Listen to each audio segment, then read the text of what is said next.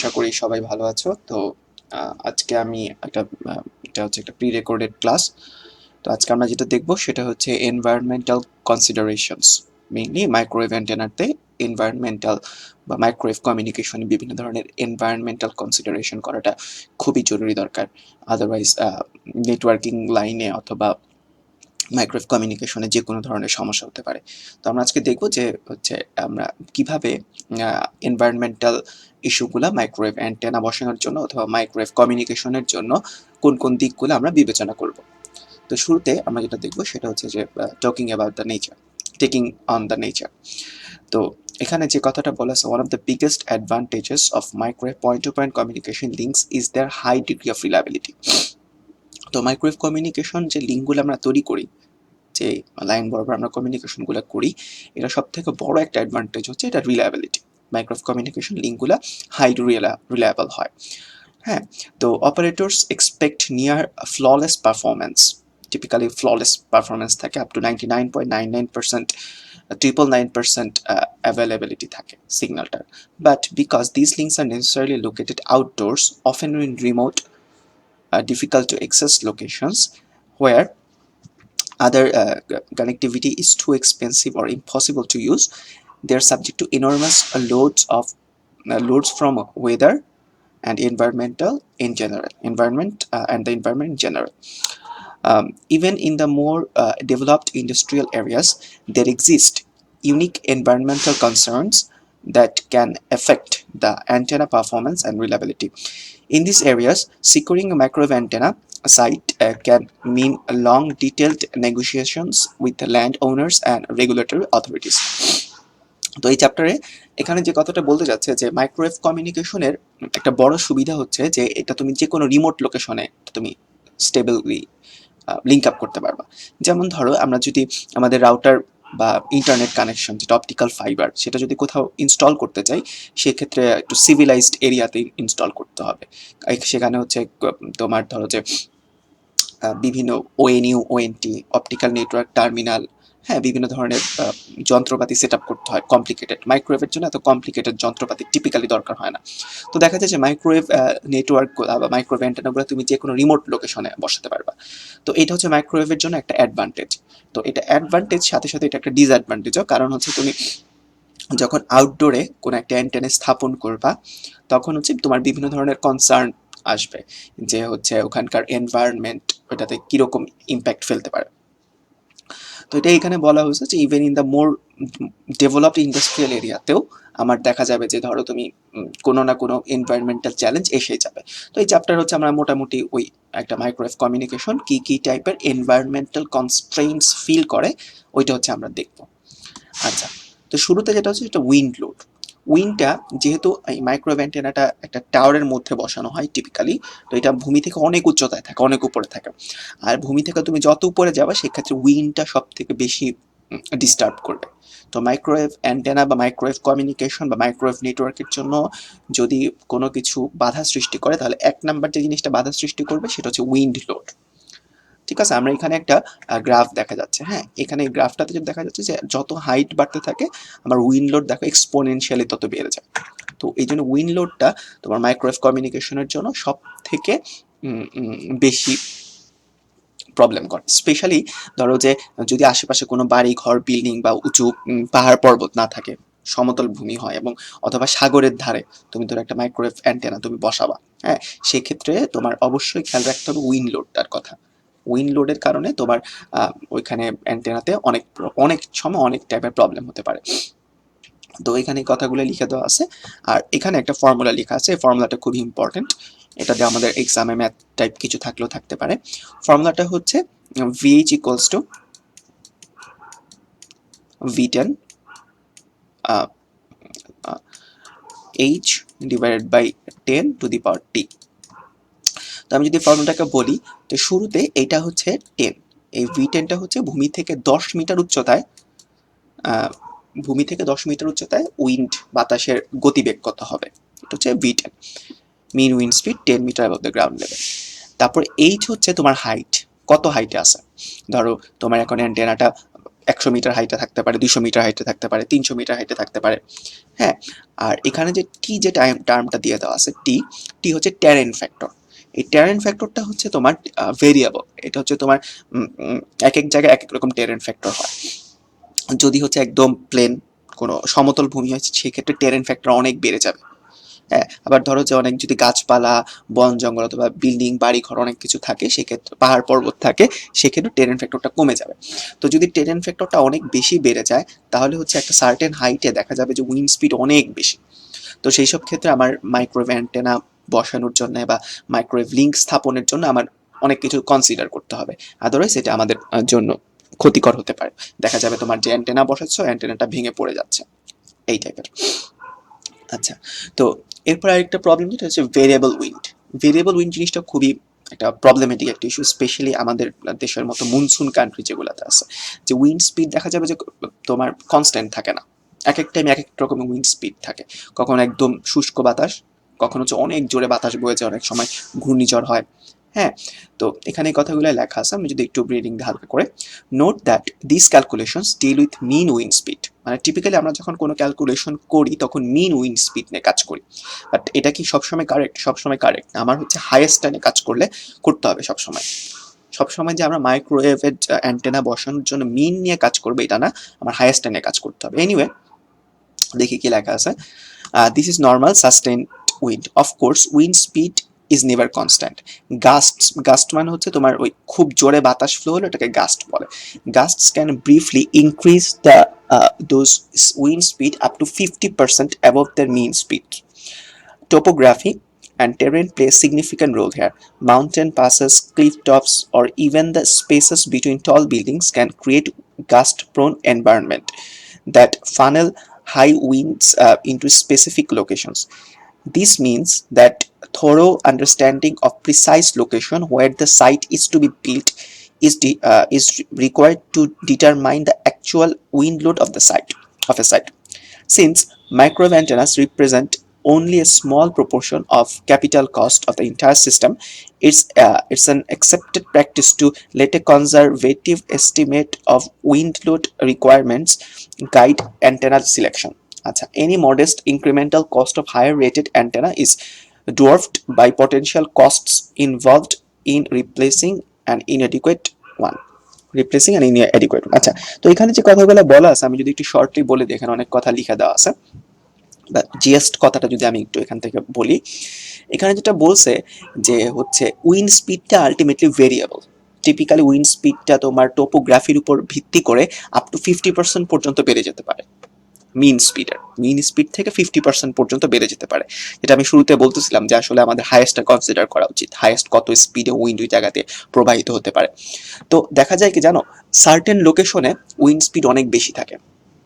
যেমন ধরো তোমাদের বাসায় অনেকগুলো জানলা থাকতে পারে, দেখবে একটা জানলায়, যে কোনো একটা জানালায় দাঁড়ালে হচ্ছে তোমার বাতাসটা বেশি লাগবে, উইন্ডটা মানে বাতাসটা তোমার দিনের বেশিরভাগ সময় বেশি লাগবে। আমরা যে বলি দক্ষিণা বাতাস আসতেছে জানালা দিয়ে। তো একটা সার্টেন লোকেশনে, একটা সার্টেন পয়েন্টে টিপিক্যালি উইন্ডের গাস্ট বা বাতাস ফ্লোটা সবসময় বেশি থাকে।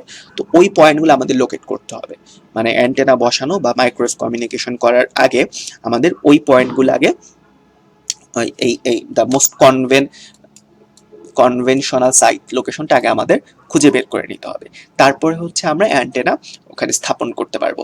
আদারওয়াইজ যেটা প্রবলেম হবে যে তোমার দেখা যাবে যে অন্য জায়গায় বাতাস কম, ওই জায়গায় বাতাস বেশি, যে তোমার অ্যান্টেনা ভেঙে পড়ে গেছে, অ্যান্টেনা ভেঙে দিয়ে চলে গেছে।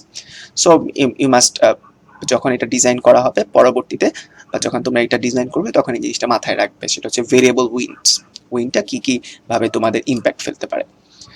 তো এখানে আরো বেশ একটা ইম্পর্টেন্ট কথা লিখে দেওয়া আছে। আমরা এই অ্যান্টিসিপেশন বা এই গেসটা আমরা কিভাবে করতে পারি।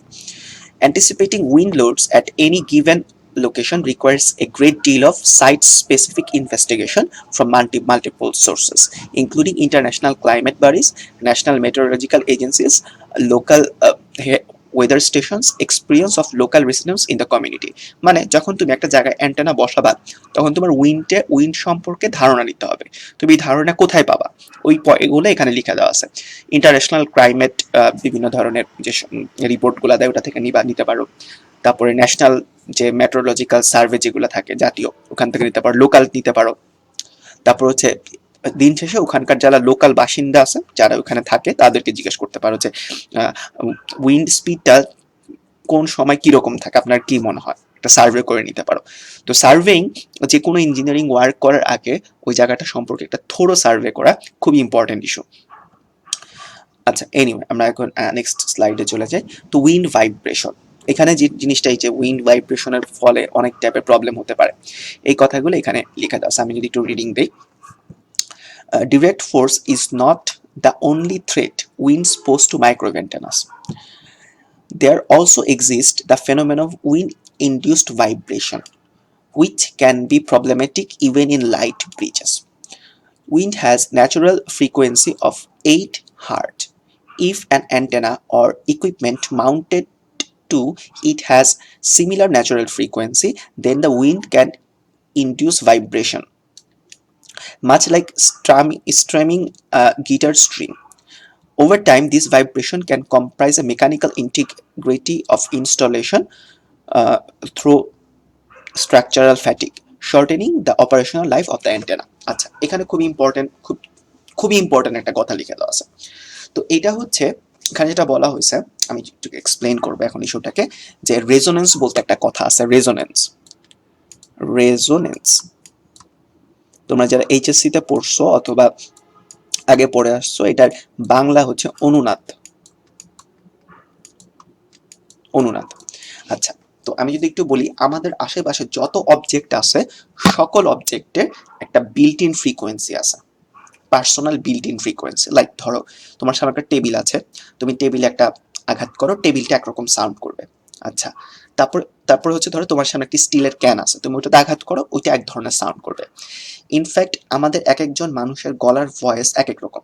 তোমার গলার ভয়েস একরকম, আমার গলার ভয়েস একরকম, তোমার ছোট ভাইয়ের গলার ভয়েস একরকম, তোমার বড় বোনের গলার ভয়েস একরকম। এক একজন মানুষের বিল্ট ইন গলার ভয়েস এক এক রকম। ঠিক সিমিলারলি প্রত্যেকটা জিনিসের একটা বিল্ট ইন ফ্রিকোয়েন্সি থাকে আছে, মানে ওইটা হচ্ছে তার একটা প্রপার্টি।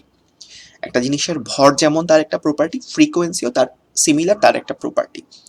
তো এখন ঘটনা হচ্ছে যে কোনো একটা জিনিসের যে পার্সোনাল ফ্রিকোয়েন্সি আছে, ধরো একটা জিনিস, ধরো একটা বললাম যে একটা ব্রিজ আছে, এখানে একটা ব্রিজ আছে, হ্যাঁ, ধরো এই ব্রিজটা একটা পার্সোনাল ফ্রিকোয়েন্সি আমি বললাম হচ্ছে ধরো 18 hertz, 18 hertz.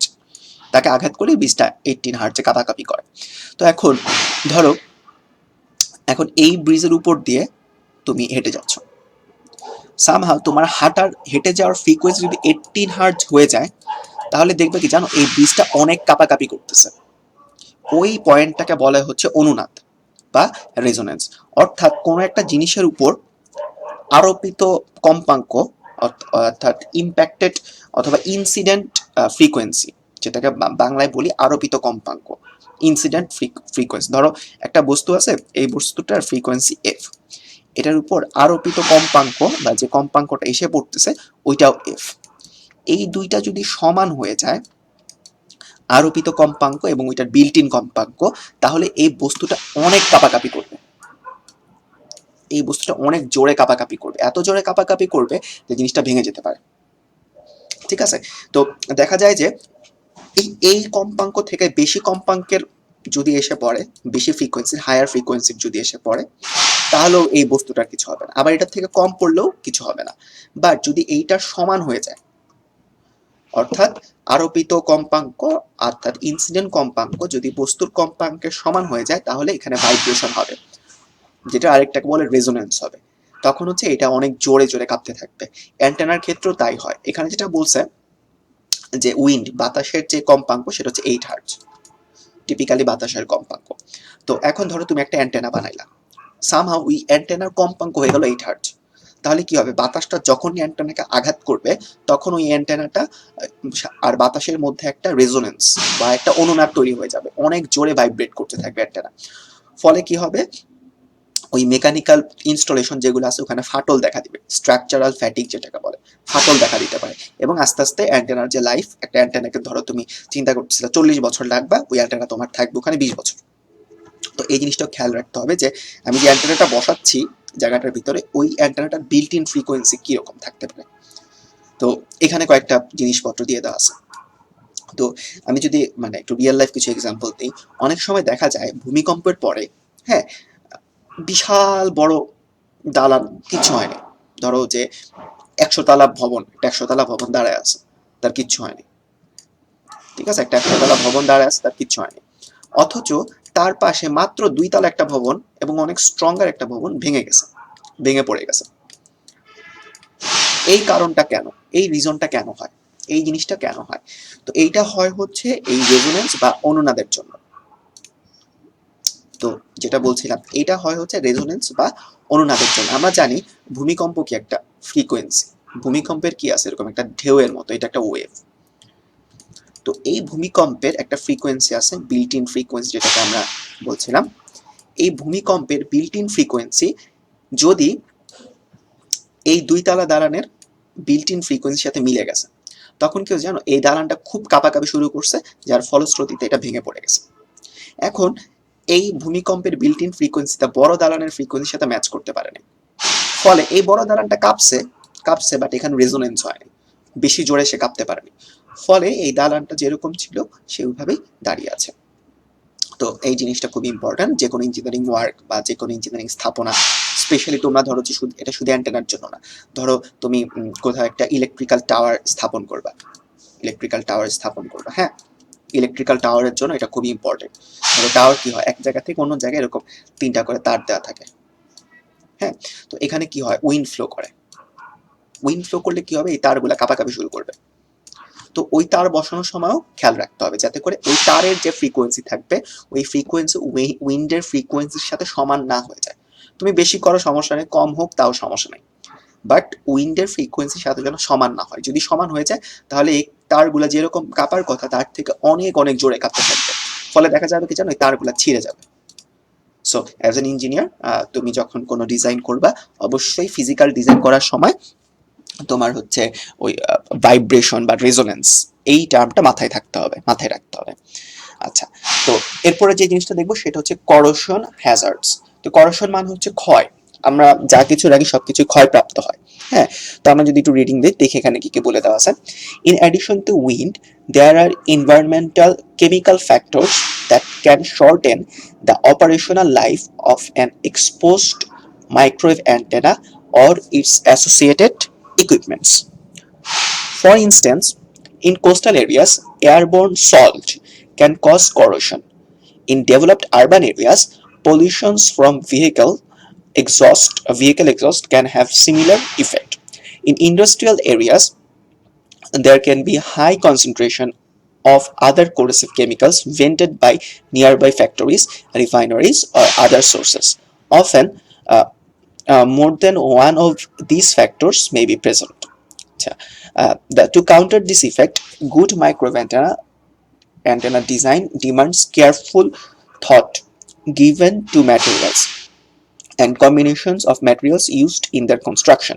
An antenna should be expected to reach the end of its operational life without experiencing a failure of structural integrity. So, in corrosive environments like described above, solutions should be considered that offer additional protection in the form of special coatings or different grades of materials. আচ্ছা, তো এখানে যে কথাটা লেখা আছে যে আমার হচ্ছে বিভিন্ন ধরনের কোরোশন বা ক্ষয় নিয়েও আমাদের কেয়ারফুল থাকতে হবে, হ্যাঁ। যেমন তুমি যদি এখানে যে কথাটা বলে দেওয়া আছে, তুমি যদি সি ওয়াটার আশেপাশে কোনো অ্যান্টেনা রাখো, সি ওয়াটার থেকে সেখান থেকে তোমার সিতে সল্টি ওয়াটার থাকে, হ্যাঁ, এই সল্টি ওয়াটার ভ্যাপোরাইজড হয়ে ওই ভ্যাপোরের মধ্যে ওয়াটার ভ্যাপোরের মধ্যে বা বাষ্পের ভিতরে সল্ট থাকে। এই সল্ট অ্যান্টেনার গায়ে জমতে জমতে বিভিন্ন ধরনের ক্ষতি সাধন করতে পারে। আবার ধরো তুমি কি করলে, তুমি হচ্ছে শহরের ভিতরে নিয়ে গেলা অ্যান্টেনা, শহরের ভিতর কি হচ্ছে, গাড়ি থেকে কালো ধোঁয়া বেরোচ্ছে, লেড বেরোচ্ছে, সীসা, অনেক ক্ষেত্রে গাড়ি থেকে সীসা অথবা মোবিল পুড়ে গেলে দেখবা কালো ধোঁয়া অর্থাৎ কার্বন বের হয়, ওই কার্বন জমে জমে অ্যান্টেনার ক্ষতি করতে পারে। আবার ধরো যে তুমি অ্যান্টেনাকে এবার ইন্ডাস্ট্রিয়াল কোনো এরিয়াতে রাখবা, সেখান থেকে ইন্ডাস্ট্রিয়াল বিভিন্ন পলিউটেন্টস মানে হচ্ছে ধরো সালফার ডাইঅক্সাইড, কার্বন মনোক্সাইড, এই টাইপের যে বিষাক্ত গ্যাস সেখান থেকে বেরোতে পারে। তো এই বিষাক্ত গ্যাসগুলাও অ্যান্টেনার জন্য ক্ষতি করতে পারে। তো এই টাইপের জিনিসগুলো মাথায় রাখতে হবে। কখনো এরকম হওয়া উচিত না যে একটা অ্যান্টেনার যে এক্সপেক্টেড লাইফ টাইম থেকে সেটা শর্টেন্ড হয়ে যায়। হ্যাঁ, তো হচ্ছে যখন অ্যান্টেনাগুলো প্রোডাকশন করা হবে বা তোমার মাইক্রোওয়েভ কমিউনিকেশনের যে কোনো ধরনের ইনস্ট্রুমেন্ট যখন প্রোডাকশন করা হবে, তখন এই জিনিসগুলো মাথায় রাখতে হবে যে এই জিনিসটা আলটিমেটলি আমার কোথায় ইউজ হবে।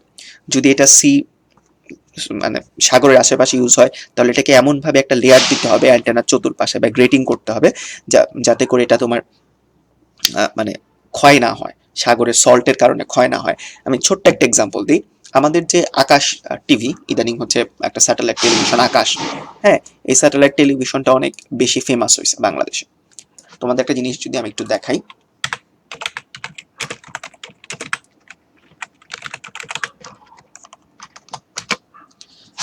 তোমার যদি একটা জিনিস আমি ছোট্ট করে একটা জিনিস দেখা যে এই যে আকাশ ডিটিএইচ এর যে অ্যান্টেনাটা আছে, এই অ্যান্টেনাটাকে যদি তোমরা একটু দেখো ক্লোজলি, তাহলে দেখবা এই অ্যান্টেনার চতুর্দিকে একটা রঙের প্রলেপ দিয়ে দেওয়া আছে, মোটা একটা রঙের প্রলেপ দিয়ে দেওয়া আছে।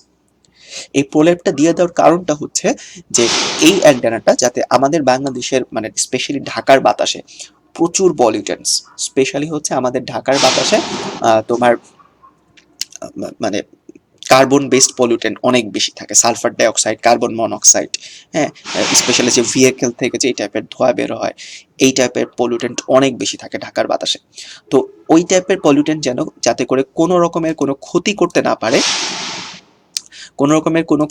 না পারে, এই জন্য তোমার এই টাইপের অ্যান্টেনাগুলোতে একটা মোটা কোটিং দিয়ে দেওয়া হয়, বাইরে একটা মোটা কোটিং দিয়ে দেওয়া আছে এই অ্যান্টেনার গায়ে। এই দেখো হালকা আকাশি কালারের একটা মোটা কোটিং, মানে একটা রংটা যে করছে বাইরে, রংটা একটু মোটা করে রং করে দেওয়া হয় যাতে করে অ্যান্টেনাটার ক্ষতি কোনো টাইপের ক্ষতি না হয়।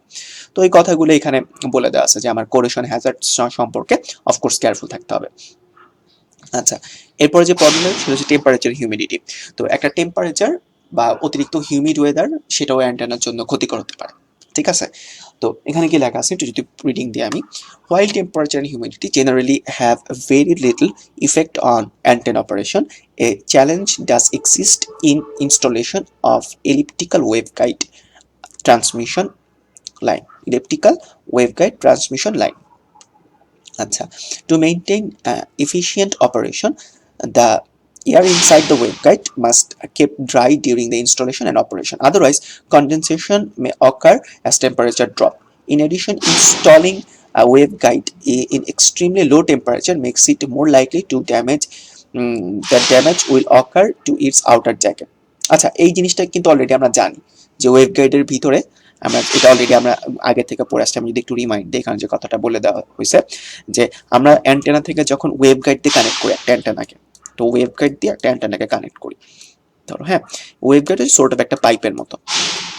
এই পাইপের ভিতরে যে বাতাসটা থাকে ওয়েভগাইডের ভিতরে যে এয়ার থাকে, এই এয়ারটাকে ড্রাই হতে হবে, একদম ড্রাই।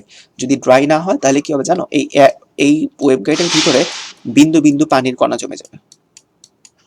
আর বিন্দু বিন্দু পানির কণা যদি এই ওয়েভগাইডের ভিতরে জমে যায় তাহলে হচ্ছে এটার ভিতর দিয়ে সিগন্যালটা ঠিক মতো পাস করতে পারবে না। ওকে, যার ফলশ্রুতিতে তোমার বিভিন্ন ধরনের ক্ষতি হতে পারে। তো এটা অলরেডি আমরা জানি। তো যদি কোনো ওয়েভগাইড থাকে অ্যান্টেনাতে, যদি আমরা কোনো ওয়েভগাইড ইউজ করি, তখন হচ্ছে সেই ওয়েভগাইডটা একদম ড্রাই করে নিতে হবে। এটা অলরেডি আমরা জানি, আগে পড়ে এসেছি। তারপর এটাও আমরা অলরেডি জানি যে আইস বিল্ট অ্যান্ড র্যান্ডম হচ্ছে ওই অ্যান্টেনাটাকে কভার করে রাখে একটা সিল্কের মতো, একটা ফ্লেক্সিবল ফেব্রিকের মতো থাকে, ওটা দিয়ে অ্যান্টেনাটাকে টিপিক্যালি কভার করে রাখা হয়, এটাকে বলে র্যান্ডম। এটা আমরা দেখেছিলাম আগে। তো ওই কথাগুলো এখানে বলা আছে। Ice built up and random a protective plastic or fabric cover fitted to the front of microwave antenna.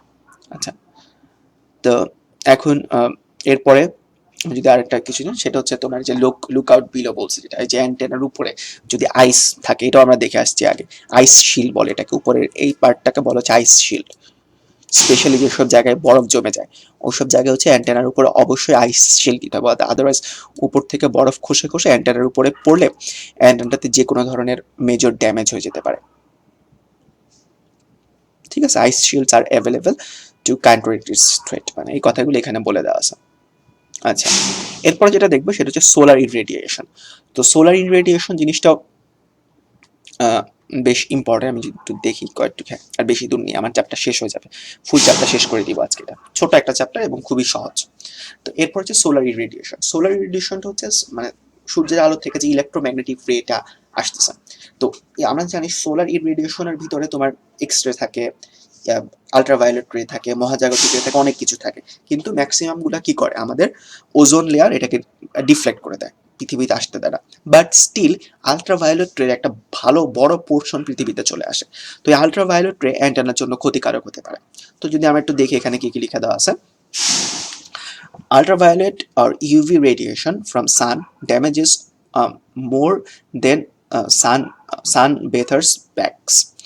Over the time, it also causes many plastics to become brittle, মানে ক্ষয়প্রাপ্ত brittle, and can even cause them to fail. Since microwave antennas are open and exposed to sunlight, any critical component made of non-UV resistant plastic will experience this degradation. Reputable antenna manufacturers specify UV resistance materials in their products and verify their performance through rigorous testing. তো এইটা এটা খুব important একটা issue. আমাদের antenna একদম out in the open থাকবে, একদম open জায়গায় অ্যান্টেনা তুমি রাখবা, বা এই টাওয়ার গুলাকে একদম ওপেন জায়গায় তুমি স্থাপন করবা, অ্যান্টেনা টাওয়ার গুলাকে। তো যখন তুমি এগুলাকে একদম ওপেন জায়গায় স্থাপন করবা, সেটাকে একদম ডিরেক্ট সূর্যের আলোর সাথে পড়ে যাবে। তো যখন ডিরেক্ট সূর্যের আলোর সাথে পড়বে, সেখানে যে আলট্রাভায়োলেট রে আসবে, যদি অ্যান্টেনার কভারটা বা অ্যান্টেনার কোনো প্লাস্টিকের পার্ট বা কোনো পার্ট যদি ইউভি প্রোটেক্টেড না হয়, তাহলে কি হবে, ওটা ডিগ্রেড করবে, নষ্ট হয়ে যাবে, ক্ষতিগ্রস্ত হবে। তো এটাই এখানে বলে দেওয়া আছে, যেসব ফেমাস ম্যানুফ্যাকচারার যারা থাকে তারা রিগোরাসলি টেস্ট করে অ্যান্টেনাকে, বারবার আলট্রাভায়োলেট রে দেয়, বাইরে থেকে এক্সটার্নাল আলট্রাভায়োলেট রে দেয়, রে দিয়ে তারা টেস্ট করে করে দেখে যে হ্যাঁ আমার এই অ্যান্টেনাটি আলট্রাভায়োলেট রেটা সহ্য করতে পারতেছে নাকি। So that is Y ultraviolet রে অ্যান্টেনাতে ক্ষতি করতে পারে। এটা হচ্ছে আমরা যখন অ্যান্টেনা প্রোডাকশন করবো অথবা অ্যান্টেনা কিনে আনবো বাজার থেকে কোনো আমাদের কাজের জন্য, স্পেশালি ইঞ্জিনিয়ারিং কোনো ওয়ার্কের জন্য, তখন এটা আমরা কেয়ার করে দেখবো যে আমার অ্যান্টেনাটা আলট্রাভায়োলেট রে উইথস্ট্যান্ড করতে পারবে নাকি, সহ্য করতে পারবে নাকি, এটাও খেয়াল রাখতে হবে। হ্যাঁ, এটাও একটা ইম্পর্টেন্ট এনভায়রনমেন্টাল ইস্যু। আচ্ছা, এরপর হচ্ছে রেইন, হেইল, স্নো। আমরা অলরেডি জানি যে রেইনে অনেক টাইপের ইফেক্ট থাকে। রেইনে বাতাস পড়লে আমার যে লিঙ্কটা থাকে, লিঙ্কটা অনেক ক্ষতিগ্রস্ত হয়। এখন অ্যান্টেনাতে এই জিনিসগুলো কিভাবে ইম্প্যাক্ট ফেলতে পারে আমরা একটু দেখি এখানে কি কি লিখে দেওয়া আছে। As explained in chapter 2, the presence of water anywhere in microwave path will attenuate or weaken the signal and reduce performance. This is true whether the water exists on condensation in the waveguide or as rain in the link path. Since no location is fully immune to the effects of rain, good link design accounts for its effects. Achha. The random also plays a role, as a good design will ensure that accumulated rain shades quickly without being absorbed. Achha. And this capability is a matter of material used in random construction. Likewise, quality of manufacturing and installation process deliver a waveguide that shades excess moisture that could also attenuate the signal. Achha. Uh, while small hail pellets have no significant effect on microwave antennas, larger hailstones can cause damage. Acha. Ice shields offer some protection, but random should also be able to withstand any likely hail exposure. Acha. Acha. Uh,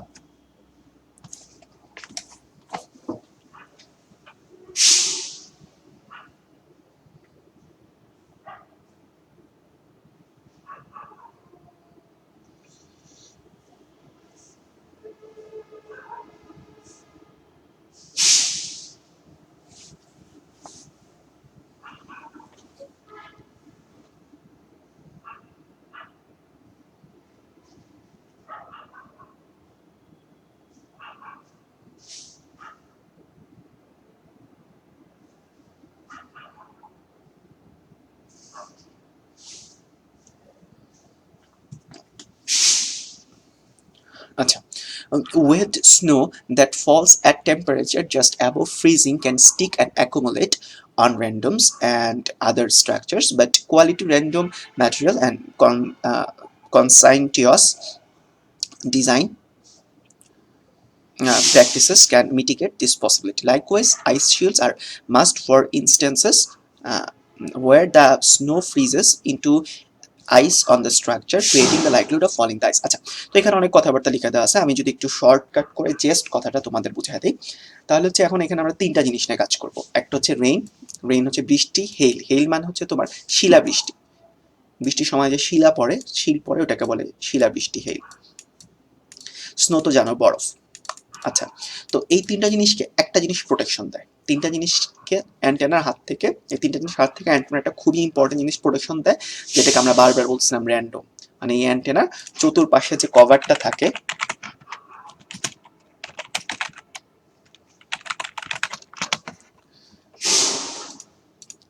sorry এখানে তো পিকচারটা ঠিক মতো দিয়ে দেওয়া নেই, এখানে পিকচারগুলো ঠিক মতো দিয়ে দেওয়া নেই, বাট আমার এখানে পিকচার ছিল, আমি এখানে পিকচারটা একটু দেখি। এই যে এই দিকে যে কভারটা থাকে, এই যে কভারটা, এই কভারটাকে বলে আমরা র্যান্ডম, র্যান্ডম, ঠিক আছে। এই র্যান্ডমটা যেটা করে, সে হচ্ছে তোমার উইন্ড অনেক বেশি রেইনফল হলে, অথবা যদি শিলাবৃষ্টি অনেক বেশি হয়, অথবা স্নো অনেক বেশি পড়ে, তাহলে হচ্ছে এই র্যান্ডমটা কভার করে। তো র্যান্ডমটা কভারটা এরকম হতে হবে যে সেখানে পানি জমে থাকবে না, অর্থাৎ হাইড্রোফোবিক ম্যাটেরিয়াল তৈরি করতে হবে জিনিসটা আমার। হাইড্রোফোবিক ম্যাটেরিয়াল কিন্তু দুই রকম, একটা হাইড্রোফিলিক, একটা হাইড্রোফোবিক।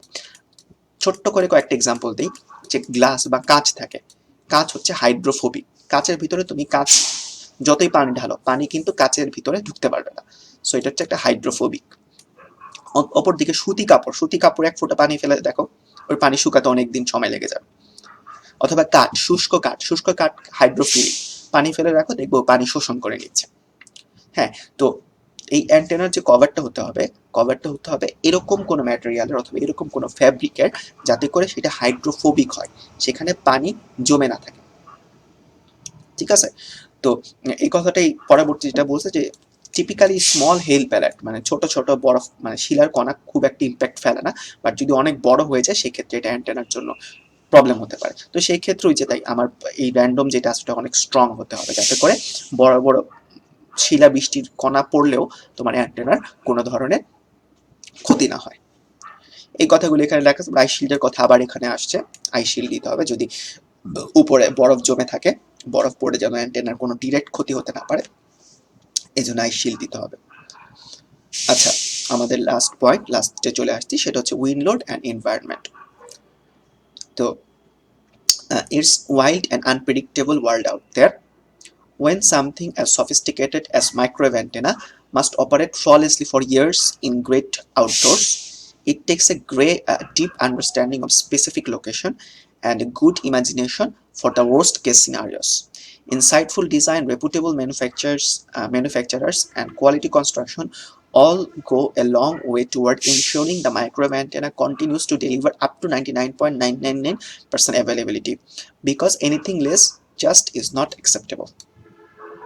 ওকে, তো এখানে যেটা বলছে, বাইরে আমাদের বিশাল বলে একটা ওয়ার্ল্ড আছে, এই ওয়ার্ল্ডে কখন কি হয় কেউ বলতে পারে না। তো তুমি যখন একটা অ্যান্টেনাকে বা তুমি কোথাও বসাবা, বা মাইক্রোওয়েভের জন্য একটা নেটওয়ার্ক তুমি সেখানে স্থাপন করবা, তো এই এনভায়রনমেন্টাল ইস্যুগুলোকে অবশ্যই কনসিডার করতে হবে। তুমি যদি কনসিডার না করো, তাহলে ওই জায়গাতে অনেক প্রবলেম হবে। টিপিক্যালি একটা মাইক্রোওয়েভ অ্যান্টেনাকে 99.99% রিলায়েবল হতে হয়, এর থেকে যদি কম হয় সেটা অ্যাকসেপ্টেবল না, গ্লোবালি এটা অ্যাকসেপ্টেবল হবে না।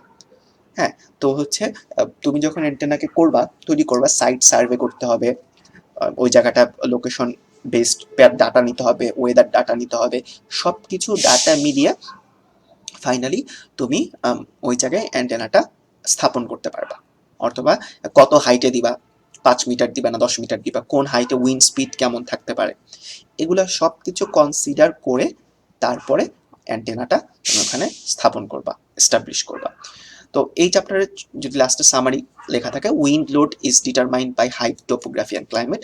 Wind induced vibration can be as great threat as high wind speed gusts.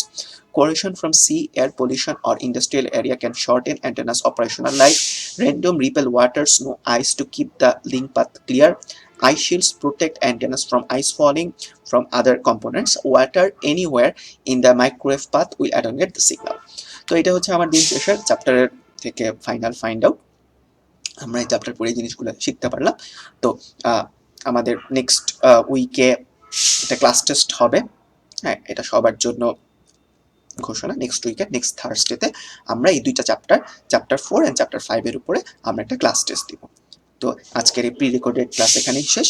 সবাই ভালো থাকো। কোনো কোয়েশ্চেন থাকলে আমাকে মেসেঞ্জার গ্রুপে নক করতে পারো, অথবা আমাকে পার্সোনালি কল করতে পারো, অথবা মেইলও করতে পারো। ধন্যবাদ সবাইকে ক্লাসটা শোনার জন্য।